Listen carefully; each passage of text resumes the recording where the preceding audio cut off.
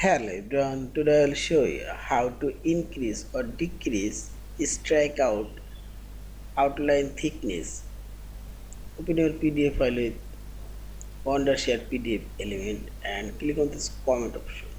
And here you will find this strikeout option. Click on this down arrow and select here strikeout.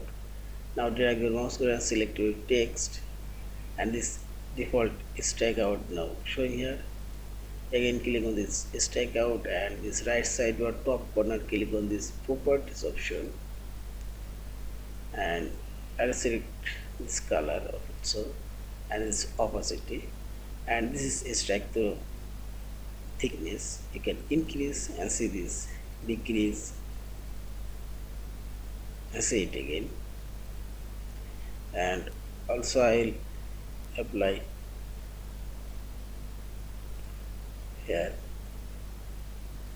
green color strike out and decrease this strike out thickness. Here also apply this purple color and see this. In this you can say that strike out thickness, see this, yeah, and finally select this file option, save or save as your PDF file. Thank you for watching. Please subscribe, like, share and comment.